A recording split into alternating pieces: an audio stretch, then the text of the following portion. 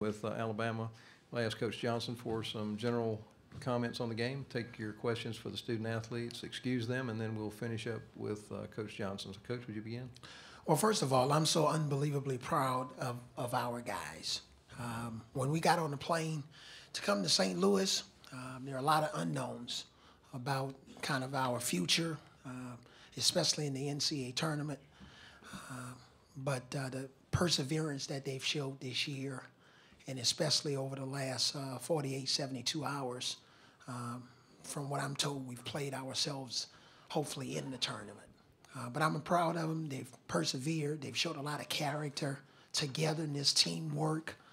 We got guys diving on the floor for balls more than we ever have, taking charges, moving the ball on offense, getting the ball to the hot player. So I can go on and on. Give Kentucky credit. They shot the lights out of it. Gabriel had a career night from behind the three-point line. We were a little bit better offensively in the second half. We struggled a little bit in the first half. But give them credit. Cal does a really good job with his young guys. We both have young teams. I thought, not making an excuse, we just didn't have the energy in the first half like we normally have. And I don't know if it's because we played 3 in a row. We're a pretty well-conditioned team, but it just took us a while to get in gear today. So, but I'm awfully proud of our guys. We got a lot of basketball left in us. All right, we'll take your questions for either of the student athletes if you'll raise your hand, and we'll get a floor mic to you. Let's start right on the front row. For both players, playing 3 games in 3 days, how much of a toll does that take, and especially against a tough and physical team like Kentucky? Collin, would you take that first? I feel like it takes a little bit of toll on us, on our bodies, but we have a good trainer who makes sure that our bodies are good to continue to play at the high level that we play at and compete. So I feel like we'll be all right. Same for John. Just like Coach said, we're a well-conditioned team, but it did take a little toll on us, 3 games back-to-back versus 3 great teams. But, I mean, like he said, we still got a lot of basketball left. Okay, on the aisle in the middle.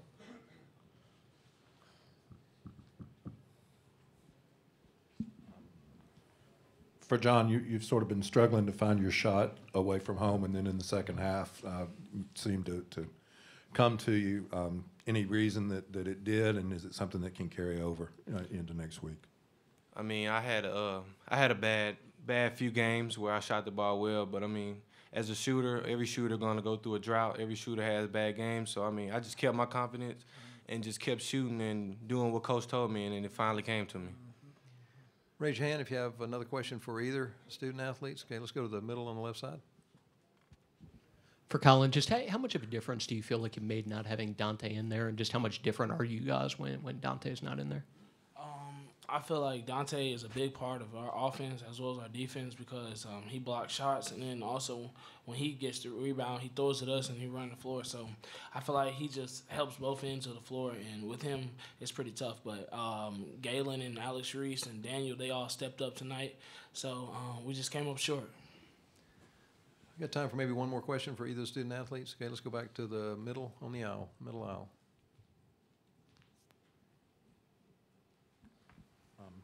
Collin, I'm sure this is disappointing today, but how would you sum up the 3 days in St. Louis for yourself and your team? Honestly, I feel like if it wasn't for my teammates giving me the ball in the right areas and having the confidence in me, then all my personal success probably wouldn't been here. So I feel like all the credit goes to them and the coaches. All right, thank you. We'll excuse the student athletes. And we'll continue on with Coach Johnson. If you'll raise your hand, we'll get a mic to you. Let's go ahead and start right there in the middle. I'm going to put on your track shoes.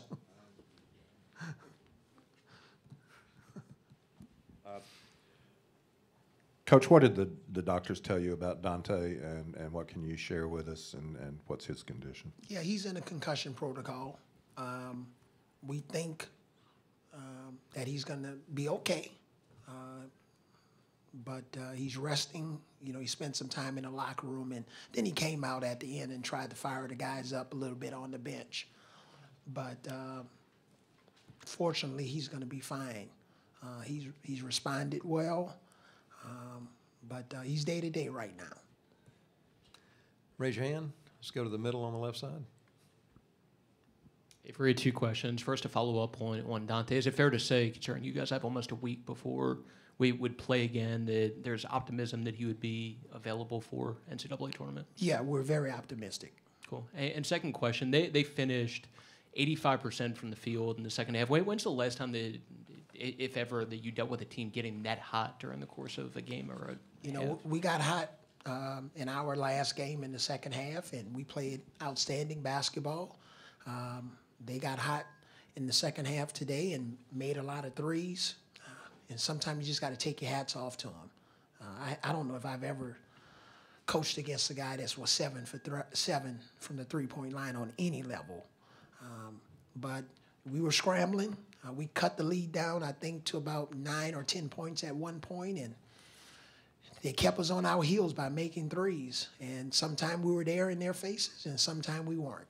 But I like the way offensively we got going a little bit in the second half. We just didn't have much offense, and our energy wasn't at a high level of where we needed it to be in the first half to compete in this game.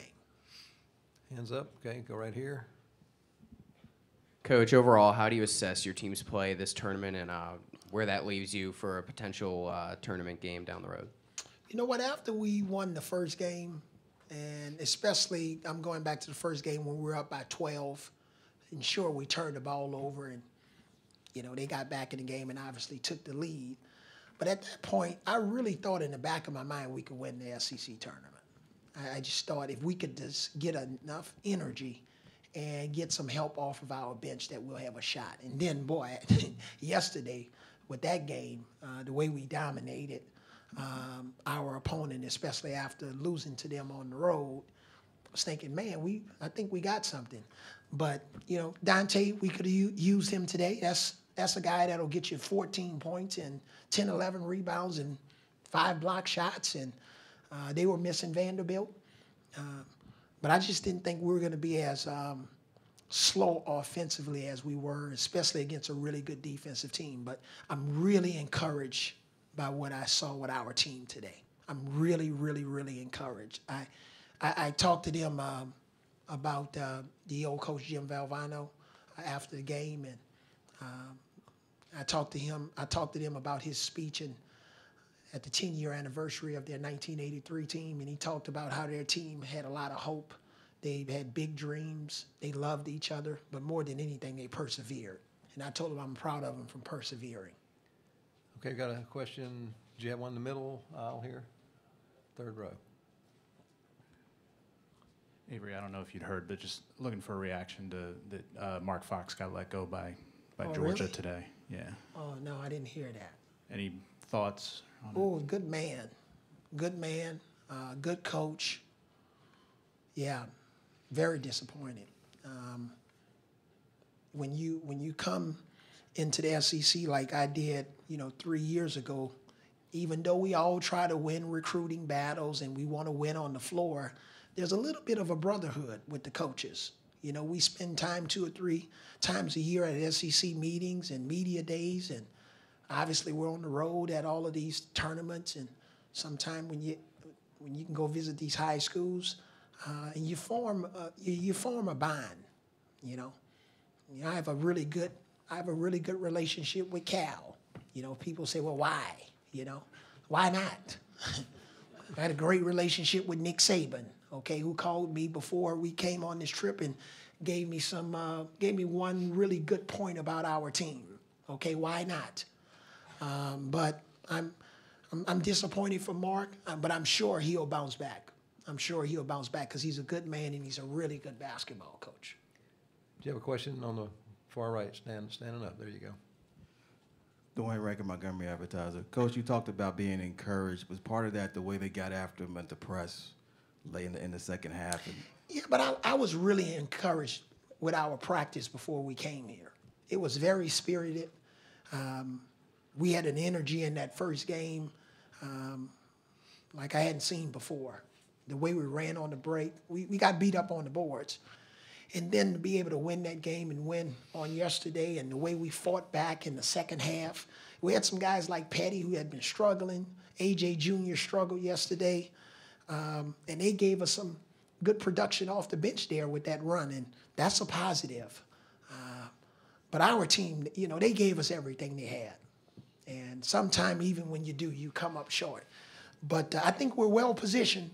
We haven't, not a flawless resume. There's nobody in the country, I think, that has a flawless resume. But boy, we got some outstanding wins. And we played in some tough environments. And basically everything that the committee said was the criteria for being one of the 68 teams, we think we've met the criteria. So we'll see what happens. Got time for one more question? Anyone? All right, let's take it right in the middle, third row. Just wanted to follow up on what you said about Coach Saban. So what was the advice that he gave you? Oh, that's private. You know, I would not share that with you guys. Had to at least No, that's good. Good try. Yeah, good try. But that's totally private. You know, I just want to keep our conversations private. But he's been very helpful on so many ways. Miss Terry has been helpful to my wife. And, you know, you find out a lot about everybody when you're in a losing streak, okay? You really do find out about everybody, all right? You find out about your friends. You find out about your family. You find out about, people in the state, out of the state, alumni, fans, donors, supporters. You find out, man, when you're in a tough stretch. And we have a group of people that's in our inner circle, of which Coach is one of them, and that's just behind us through thick and thin. Yes, they want us to win every game, but Greg Byrne, you know, he's been in the foxhole with me since he arrived, and that's a great feeling, man, when your athletic director's behind you. He calls me all the time during the losing streak, and our president, Dr. Bell, was showing up at games even when we weren't playing great. And I can keep going on and on. That's what family's about. That's what a marriage is all about. I've been with my wife for almost 27 years, and every day's not Sunday, okay? Or Sunday or sunny, all right? Sometimes it's partly cloudy, rain, thunderstorms, but you still got to hang in there. And that's what I love about our team and our coaching staff, our administration, and all the people that really care deeply about what we're trying to build. All right, thank you. Thanks.